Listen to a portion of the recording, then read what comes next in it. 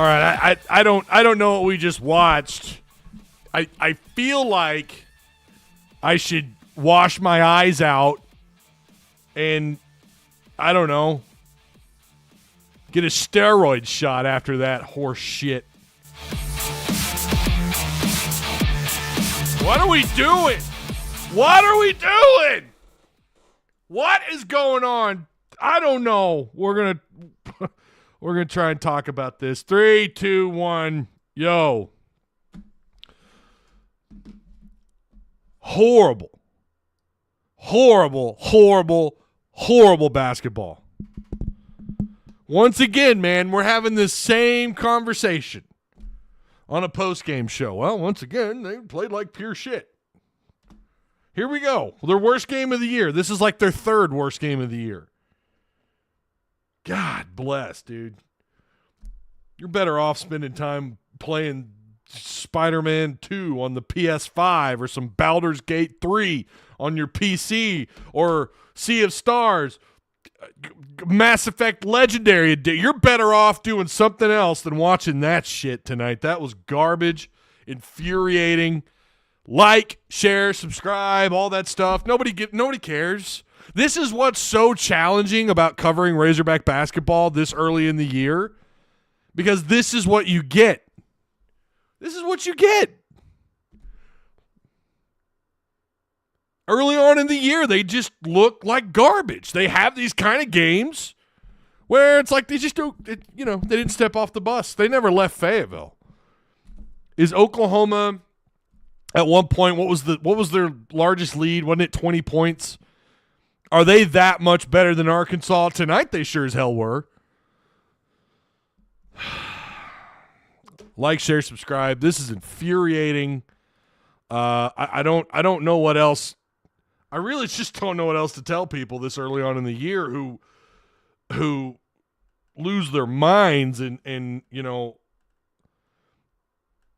believe that they're not going to make a tournament.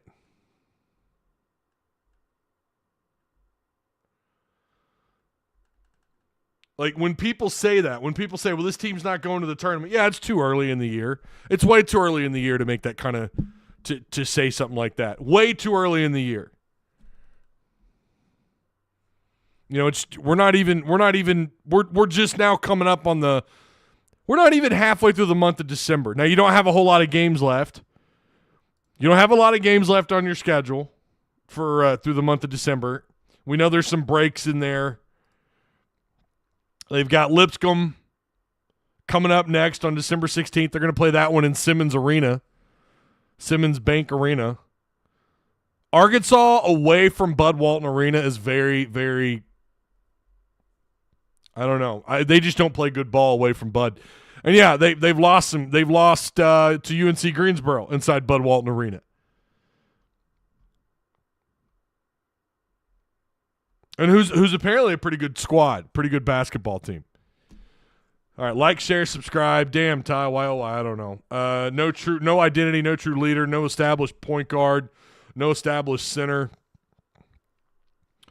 They panic so often on offense. So many shots, and this was different because OU is actually a pretty good. They're actually a pretty good defensive basketball team. In fact, they're really good. They can match a lot of teams with size and athleticism. They really can. Talent-wise, I don't think they're as good as Arkansas. I don't think, they're going to get tested, but they're playing really good basketball right now. Sometimes you can surpass all the issues you have as long as you have found a cohesive meld with your group, as long as you are playing well as a unit on the floor and you've got that rotation down. They've hit their peak early in the year. We'll see where Mizzou's at in March. I feel like we've kind of been through this before, but Arkansas still has not figured out how to play the game of basketball in the month of December. They could beat Duke. They can hold a pretty good lead on Furman, even though Furman kind of closed the gap there a little bit, and then Arkansas was able to open it back up a little bit in the second half. This team is so infuriating, dude.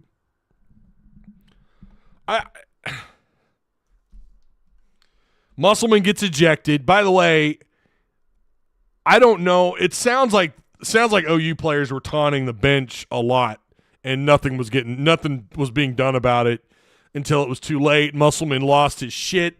Musselman gets ejected. There were 6 technicals in this game, dude.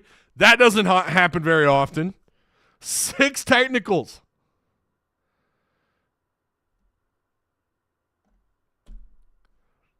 I think each team ended up with 3.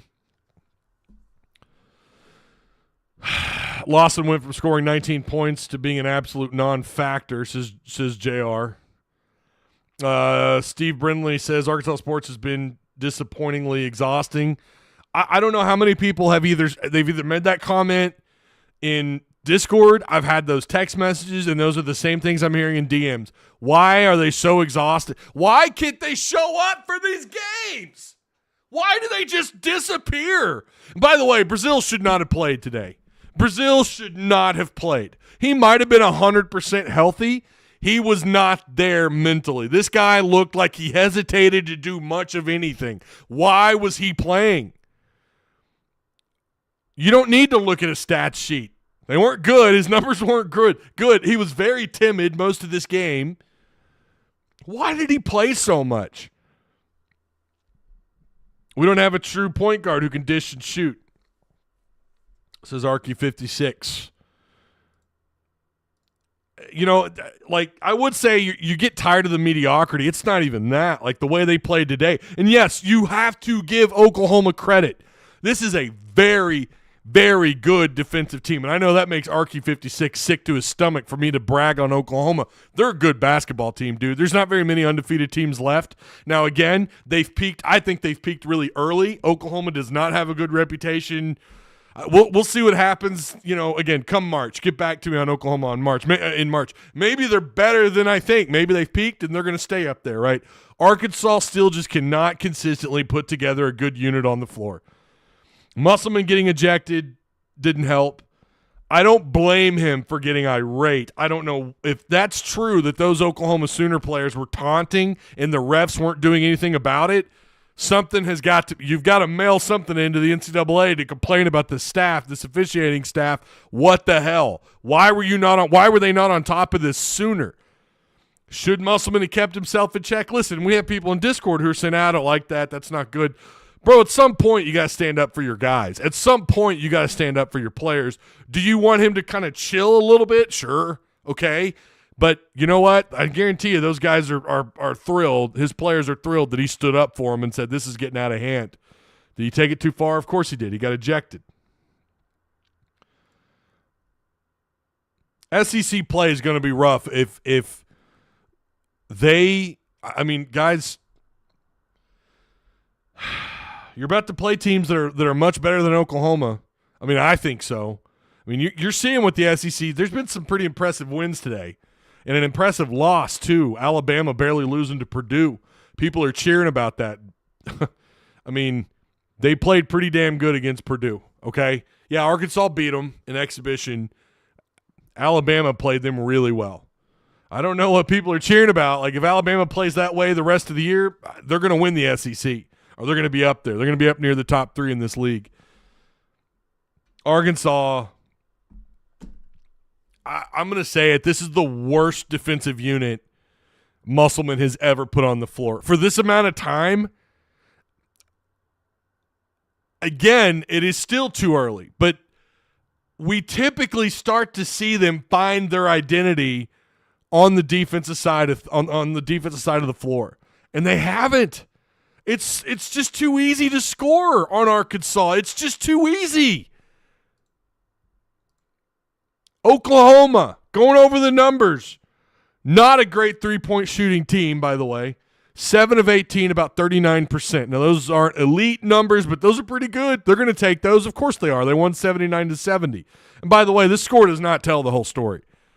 Oklahoma, realistically, mentally, they won this game by close to 20 points. This was not a struggle for them. Even before Musselman got ejected, I think they were trailing by 12 at half. This was not a contest for them. They were toying with Arkansas. Arkansas brought their D- game, and they paid for it. 3 of their 5 in double-digit scoring. Soares off the bench gets 13 points. They out-rebound you. Most of this game, they're about plus 10, plus 12 in rebounding. They end up 30-24, 6-6 on offensive boards. Brazil, 0 points, 1 rebound, 1 assist, 2 steals, no blocks. Had no business playing today. You don't need to look at the stat sheet. You can just tell by watching this game. This dude had no business being on the floor. He looked timid. I think the announcer saw it as well. Like, why is he playing? This is one of those games where, like, you're supposed to be able to build off the momentum that you got against Duke. While that win may not look as pretty, Duke may not be a ranked team come conference play. I mean, who knows? Come January, they may not be a ranked program. And that's gonna put a lot of pressure on that staff over in Duke. So right now, that doesn't look like a high-quality win. And here's an opportunity against an undefeated Big 12 squad, an opportunity to show up. You're on ESPN The Deuce, and you just lay a giant turd in the middle of the floor. Musselman ejected at halftime. It's just embarrassing. Now, saying all that to say, there were some individuals who I thought played pretty good. Mark, who set for a lot of the first half, he comes out in the second half, and my God, it looks like he's going to turn this thing around. Blocker ended up getting the start for Ellis in the second half. But we start off the second half with a beautiful floater, I think it was about a 12-foot floater by Mark. OU's the very following possession, Arkansas gets the steal, Blocker draws the foul, he goes 2 for 2. OU's next possession after that, another turnover. Mark gets another mid-range 2 ball. 4 points off 2 OU turnovers. Hogg scores the first 6 points to start the second half. OU responds with a 2-pointer, and then Mark drives, draws a foul, goes 2 for 2. All of a sudden, the first 2-3 minutes, you're playing some fantastic basketball. And then, fast forward a few minutes later, they go on like a 4.5 to 5 minute long scoring drought. OU just constantly cleaned up around the rim. Arkansas still doesn't know how to play around the rim. They don't know how to finish at the rim.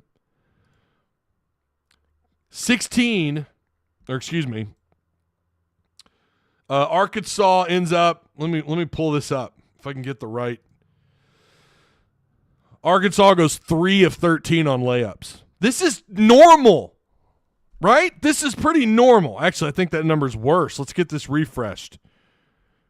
No, it ended up being 3 of 13, I think. That's the stat that keeps pulling up on layups. We'll see if that's right tomorrow. But they don't know how to play. They don't know how to finish. OU did a great job of clogging up lanes. They had no fear of Arkansas's outside presence. They had no fear of Arkansas out in 3-ball territory. None at all. No respect for Arkansas's inability to stretch the floor. No respect. And why should they? Why should they? Arkansas shot 22%, 4 of 18 outside. Arkansas does end up shooting 40%. We know they got some cheap shots there at the end to close the gap. Realistically, this team shot like 30% most of the game, if not worse. They made up. They kind of, I hate to say the word padded stats when they lost, but they were kind of padding some stats there late in the game. We know what really happened. If you watch this game, Arkansas played like pure, unadulterated shit. And they deserve to lose the game. Period. Horrible, horrible performance by Arkansas. That first half was one of the worst first halves I think I've ever seen Arkansas play. I don't know what else to say. People are like, it's early in the year, you can't freak out. And I'm one of them. But at the same time, we're still not putting up – there's not a better product on the floor, or there's at least an inconsistent product. And on top of, this is the worst defense Musselman has ever put on the court. They still are bad on defense. Too many wide open looks for Oklahoma. Too many uncontested shots. You don't know how to finish at the rim offensively. You probe, right? Here's a typical Arkansas offensive possession. All right? Dribble, it's maybe it's battle or it's Devo. Dribble, pass, probe, which is them trying to find a lane to run through there, trying to figure out what Oklahoma's doing defensively. And this is everybody. This isn't just Oklahoma. Probe, pass, panic. Inside 7 seconds on the shot clock. 5, 4, 3, 2. This is every single game this year. There's no setup. It's just kind of, I don't know. They call it the Milwaukee style of basketball. Well, is that what they look like? They can't find a shot, and so they just throw up a Hail Mary within within 3 seconds on the shot clock? Now, it was intensified against Oklahoma because of how good their defense is. Again, they have length. They have athleticism, and they've peaked really early in the year. Arkansas just had no response. But this is typically their offensive possession.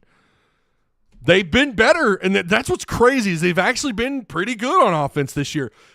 But they've also had a lot of bullshit shots fall. Mark with his floaters. I love his floaters. Sometimes they're gorgeous. Sometimes they're not. He is mid-range Mark. When you need a quick 6, 8 points, you feel like he's the guy. Graham in the first half, you saw the spark that he provided.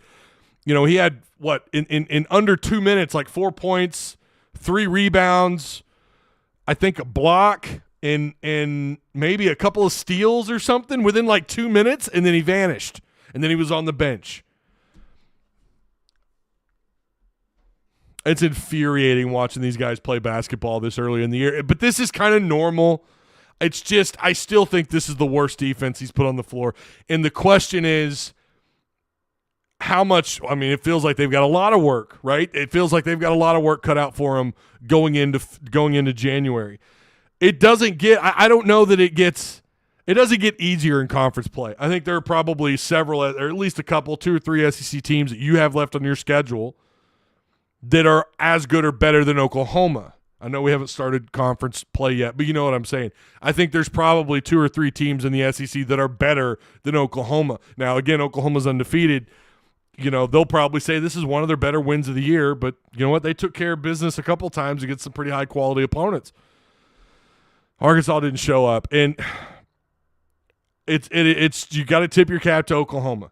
Again, we'll see where they're at come March. But Arkansas – I think this is the most work he's ever had cut out for him going into conference play. Can you hear that? This chair is so damn loud. It's comfortable, but it's loud.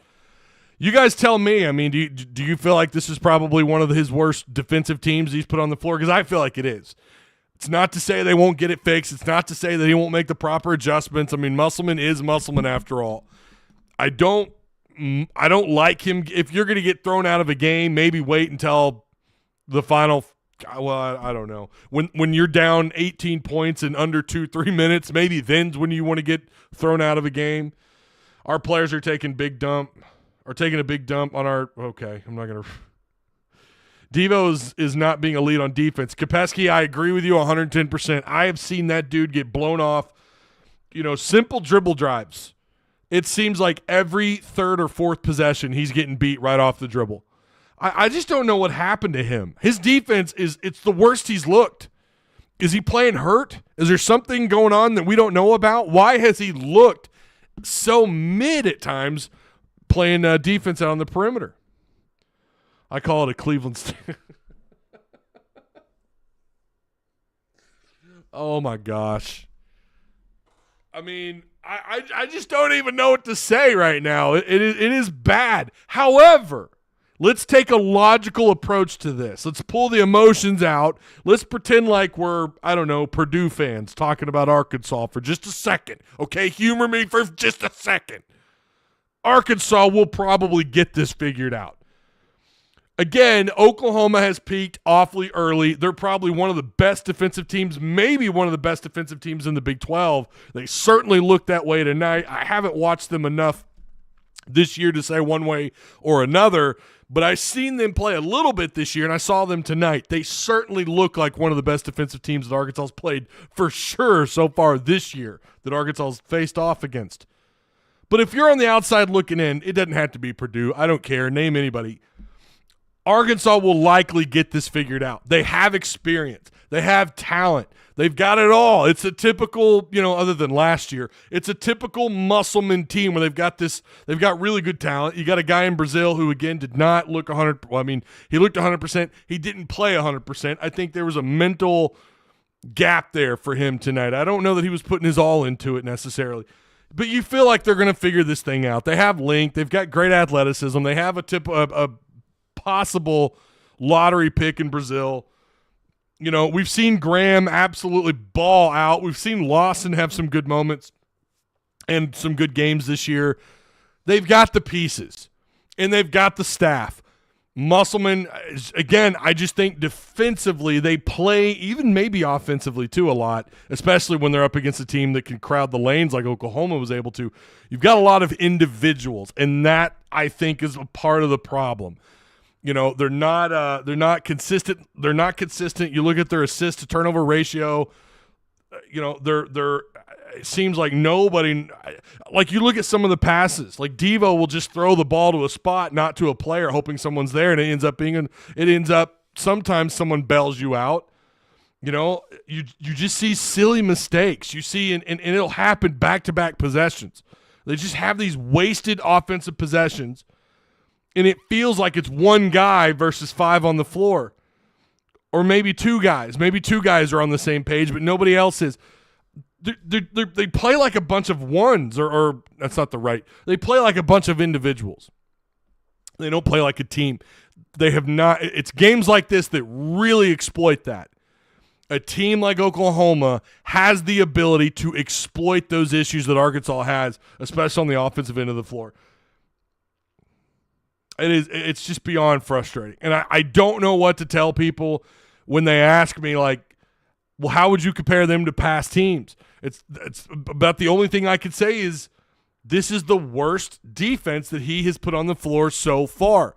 I had a conversation with someone not that long ago, actually, in my DMs, like a week and a half ago or so. I think it was after the North Carolina loss. But I kind of said the same thing. Like, I feel like they just have a bunch of individuals. They don't play well as a team. No one seems to be on the same page. When they play teams that have no fear of their outside presence, they're able to clog up lanes. If someone doesn't start getting hot outside, if someone doesn't find some offensive presence out in the perimeter, they then have to do this thing where they panic until the final 6 or 5 seconds on the shot clock, and they have to just throw up something, a miracle, and then maybe they can vibe off that for a couple of possessions. They're just lost on the offensive end of the floor. And, again, when you play a team like Oklahoma who can exploit that better, you get what you get tonight. And I don't know how many teams you're going to play this year that are as good as Oklahoma's defense. Again, very impressed with their defense. They did not respect Arkansas's offense at any level, and it showed. They were not scared of what Arkansas could do, and this presents a pretty big problem if a team like Oklahoma, and again, I mean no disrespect, they're undefeated. I've gone on about that. They're playing really good ball. But when teams who just show no fear, no respect for what you could do on one side of the floor or the other, and they show it, and you see the end result, no matter if it was a 9-point win or a 15 or 20-point win, it leaves you kind of shaking your head and considering whether or not if this can be fixed. Now, Musselman's approach is going to be, yeah, of course I can. We're going to work on it. But I think his biggest problem, I think it's the individual. It's having 5 individuals and not one team on the floor. That, to me, seems to be like a big issue for these guys. Nobody's on the same page. There's no fluidity, and a team like Oklahoma is able to exploit it pretty easily. Maybe they can fix it sooner than later. You've got Lipscomb coming up. Abilene Christian, UNC Wilmington's not going to be easy. And then you start off conference play in Bud Walton Arena on January 6th against Auburn. I don't know, man. I mean, you see what the rest of the SEC did today. I mean, everyone else is winning but you. Everyone else is winning but you. Now, Missouri's getting manhandled right now. They're down 52-36. Let's pull up some of these games here really fast. Purdue or Alabama barely loses to a really good Purdue squad. Tennessee over number 20 Illinois 86-79. Mississippi State takes care of business against the 6-2 Tulane team. Throttles them 106-76. South Carolina, who's now 8-1, 68-62, and LSU loses pretty easily to LSU loses to Kansas State 75-60. But then Auburn takes care of business against a much improved Indiana team 104-76, and then Florida over Richmond. But this was an opportunity against a high quality team to at least look the part. Maybe a close loss. At least look the part. And they look awful. I don't know. That was embarrassing. And it's even more embarrassing when Coach gets teed up at halftime and these guys are laughing about it, even though, Arkansas, the amount of technicals in this game, and it seemed like Oklahoma wasn't even taking this thing serious. They were laughing as they were getting teed up. Their bench was having a good old time with it. This was never a contest for them. And again, maybe they're that good. They certainly looked it tonight. I still think they peaked early. Well, Arkansas is going to have to figure it out quick because Auburn really took care of business against Indiana, and I think that Indiana squad's pretty good, and they beat them 104-76. I could be wrong. They're 7-2 on the year. Auburn's now they're 6-2. Their losses are to Appalachian State, and they lost to Baylor in a close game, 88-82 to start the season off. They play UNC Asheville, USC, my goodness, USC, Alabama State,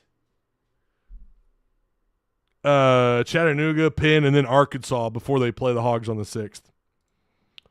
So South Carolina hasn't played anybody, says Kopesky. They ain't played nobody, Paul. Maybe. I don't know, but I know this much. Wouldn't matter who Arkansas played tonight. They're going to get ran out of that. They're going to get ran off the floor. They're going to get ran out of the building if they look like tonight at any point this season again. But you know what? This happened a couple of years ago. You remember that? No one wants to talk about that. Arkansas got ran out of this arena a couple of years ago. It's like PTSD, man. They got throttled by Oklahoma 88-66 on December 11th. Back in 2021. Now we know how that year ended up for Arkansas, and again, I think they can turn this thing around. They also turned around. They lost to Hofstra the next game. I think I vaguely remember that post-game show. I think it was kind of chaos then too. They lost 89-81 inside Simmons Bank Arena. It's all coming full circle. Maybe Arkansas. Again, I think they're probably going to figure this out. I just wish they would play better and show up for games like this. That's what's so frustrating. This is a quality opponent. Look the damn part. They did against Duke, but that was in Bud Walton Arena. Who you going to get? They ain't played nobody, Paul. Battle only took 8 shots if he didn't shoot well, but someone has to be aggressive regardless of how they're shooting. Yeah. Arkansas tonight, Oklahoma shot 51%. 25 of 49. They shot 50% most of the night. They were 39% outside, and they were 78.6% at free throw. 27 points off their bench. McCollum, once again, 20 points. This dude looked awesome. 20 points, 4 assists, 5 boards. He had a steal, but he did turn the ball over 3 times. But Arkansas, again, they shot 40%, but it was like 30% most of this game, 25, 30%. 4 of 18 outside shooting. Battle took 10 shots. He was 2 of 10. 1 of 4 outside, but he did go 8 for 8. And here's what's crazy. On a neutral floor, they shot 84% at the free throw line. Got a lot of production from their bench. In fact, that's where all of it came from. Brazil and Lawson, nowhere to be found. Devo kind of thought he had a turnover tonight, at least one or two. He had none, according to ESPN, but he did have 4 boards and 4 points. Tremont Mark ended up with 10 points, but he was nowhere to be found in the first half because he was benched. The same could be said for Graham, but it was the bench that did most of the damage for Arkansas. Graham was 3 of 4, provided plenty of sparks, 6 points, no turnovers, 2 blocks, 2 assists, 5 boards. Mekhi Mitchell, 6 boards, 9 points.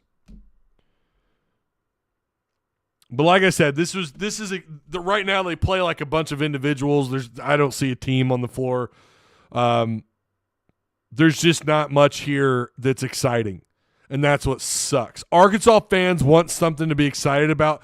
Duke provided you with some excitement. A lot of good things happened on that day, at least for Hog fans. Most of them will tell you that day is a day to remember for a very long time because of all the excitement, not just in basketball. You had all this hype and excitement only to then the following or the next Saturday shit the bed against the Oklahoma Sooners. You want a rivalry, this would be a better rivalry. You could take that Arkansas-Mizzou game and shove it. I said what I said. Said what I said. This would be a better rivalry game. Oklahoma taunting and nothing being done, and then Musselman blows a gasket, and the officials are like, whoa, you're teed up. Get him out. What? Like, why weren't you calling tees on those guys sooner? I don't know that has much of an impact on the game or on the outcome, but my God, losing your coach kind of matters. Losing your head coach for an entire half kind of matters. I don't know about you. Oh, I wish this game was in Fayetteville, though. I really do. Old Vanover shooting free throws. Here comes Phillip. Phillip always coming in here talking about, bro, we're not talking about volleyball right now. I don't care. I don't care about volleyball. God.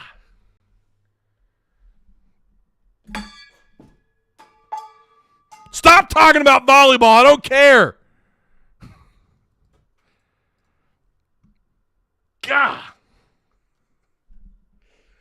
All right. Maybe Arkansas can figure this thing out moving forward. I kid. That was a empty. That wasn't anything. Don't worry about it.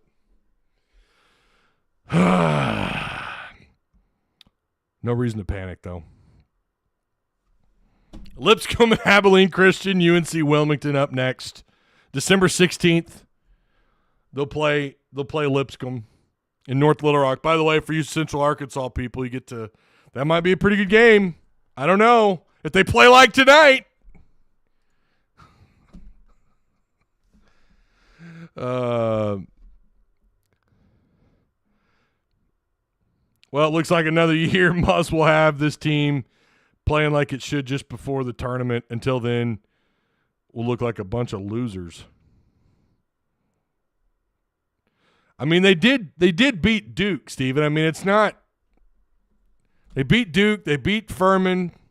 I don't know what to make of the Furman. Not much. I get it. They just don't show up for games. It's like these games, like they just don't show up. I don't know. I don't know how to explain it. Ty, it's time to panic. You know what, Charles? It's really not. But it is time to crack open some whiskey. That's what it's time for. Oh, man. Confirmed Ty was hurt by a volleyball player in his youth. No. Although I was horrible when I did play. I mean, for fun. Never. You said that Hog fans want something to cheer about, and we had that and screwed it up too. That was my point, trying to help trying to help your point. It doesn't do me any good when you talk about a sport that I don't even cover. What are you talking about? I don't cover volleyball. Time to panic. We hadn't played an SEC game. Come on, guy. What? You guys do realize they finished 8-10 in conference play last year, right? And still got into the tournament. This team has more experience. Hopefully Brazil gets back to his old self. They've got more length to play with, more quality depth, and again, more experience. If you're saying that you're panicking right now because a potential top 12 top team Oklahoma team just took you out to the shed, and you're panicking over this, I'm just saying it's okay to be mad. It's okay to be pissed off about what you saw today, but if you're hitting the panic button, that's something else entirely. I don't think there's any reason to panic. I just think they've got to fix. They've got a lot of work cut out for them. Again, the defense, this is the worst defense he has fielded or put on the floor this point in the season. Like, I don't know that there was any defense since he's been here where we're going into mid-December going, oh, my God, they still have issues on the defensive side of the floor or on the defensive end of the floor. But, again, I think they will adjust one way or another. He always does. Maybe he doesn't this year. I don't know. But I feel like the depth, the quality of depth, having a healthy Brazil, I just feel like he'll figure this thing out and get it turned around. If you're panicking, I just think it's too soon. Get back to me in January, late January. If they're still having these issues, then yeah, maybe it's time to panic. I'm talking about the guy that said that. It makes no sense to panic. Oh, there you go. There you go. Sarcasm to the other guy. Context, right? Just start Graham next game at the 4. Playing Brazil hurt is not the move, especially before SEC play. Yeah, again, I think he was forced out there way too soon. I don't think he had any business. Being out on the floor today. I really don't. He looked hesitant. I mean, I'm sure he's fine, but I think it was mental. I think there was something going on. He looked scared. Maybe scared is not the right term or the right word, but he looked like he just wasn't as willing to play hard. I mean, the guy has already had to go through quite a bit. He's got quite the injury resume, and maybe it's taxing on him a little bit. Like, I better play. You know what? I'm projected as I'm a lottery guy. I'm right now looking at a possible lottery pick, and I know someone's going to clap back with, oh, he's not a lottery pick, blah, blah, blah. We get into this debate all the time, but maybe he's not. But I think he thinks that way is what I'm saying, and, you know, maybe that's why he played as poorly as he did tonight. But we got a pretty good glimpse of what this team looks like without him, and they didn't look very good. He looked to me like someone who didn't practice all week. That's what he looked like to me. Brazil looked like someone who did not practice all week. I mean, fair? I think that's fair. I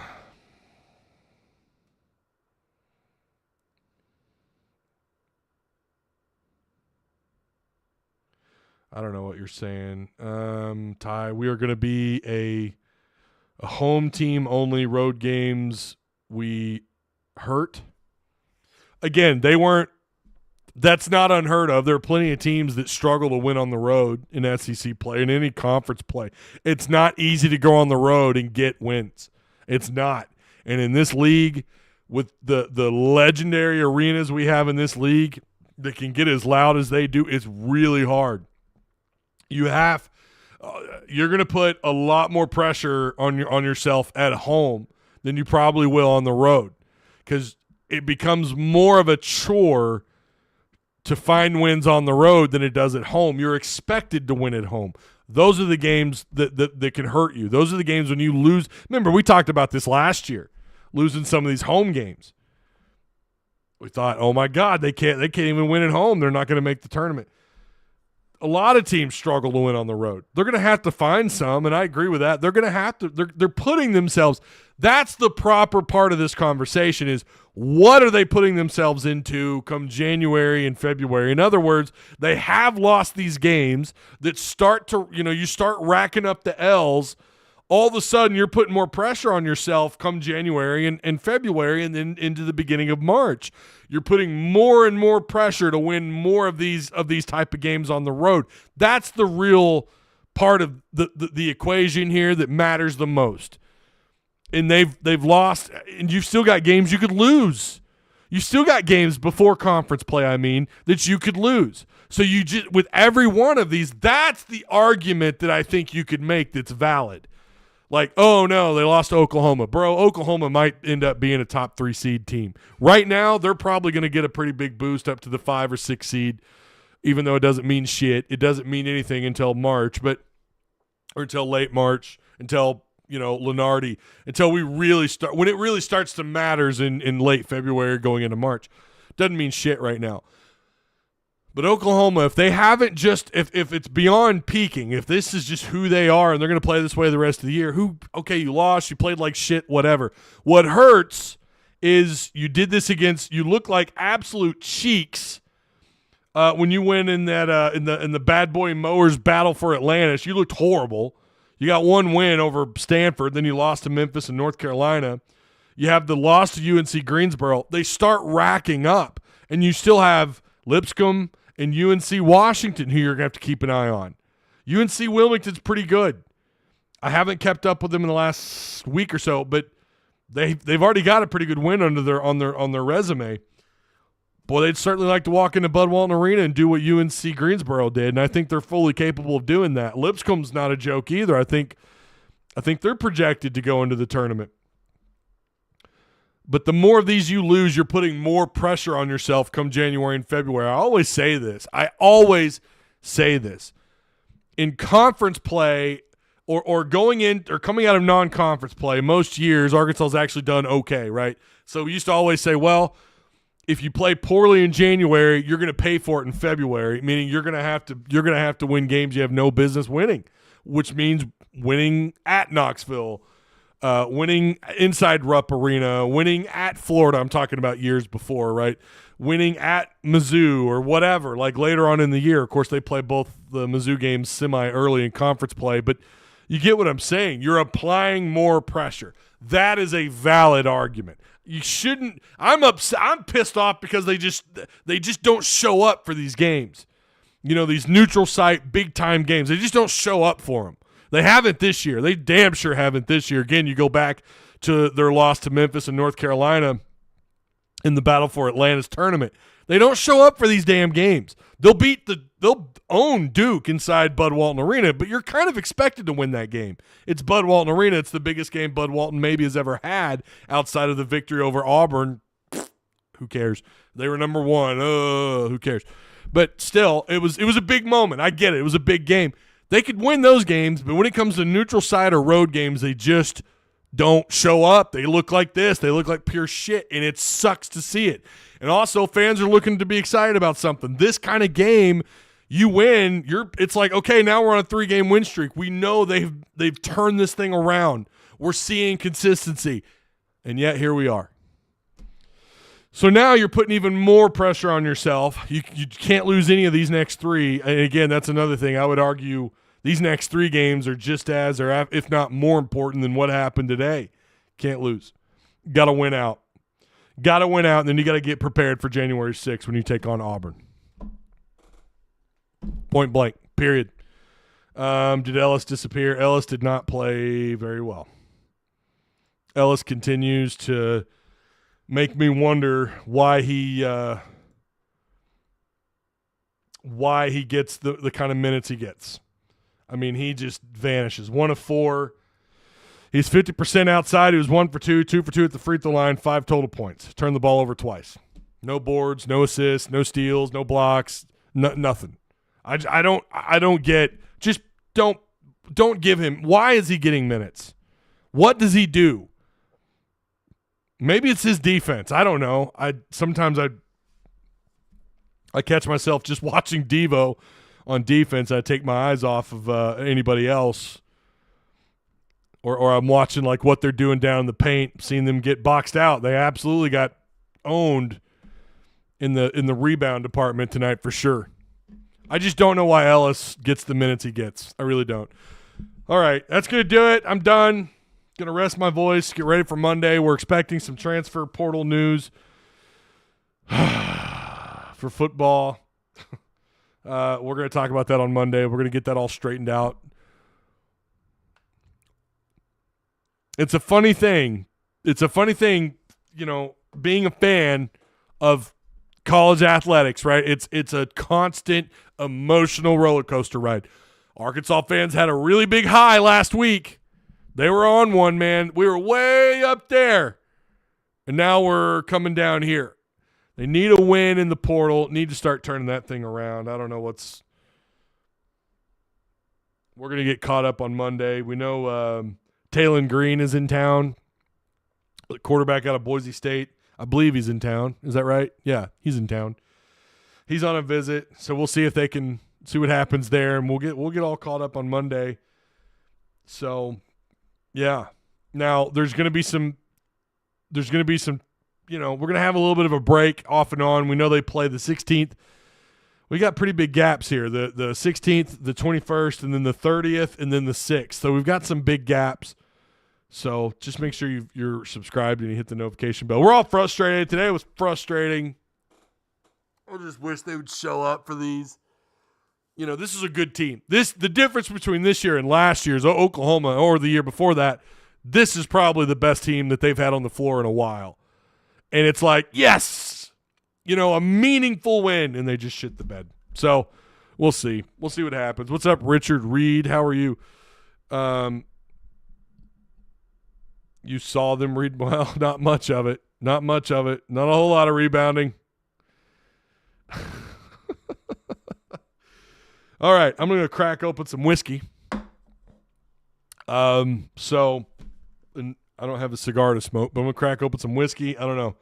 Get my mind off this damn game and get ready for the rest of the weekend. But we will be back on Monday. We'll get caught up on everything. I will see you guys then on Monday, all right?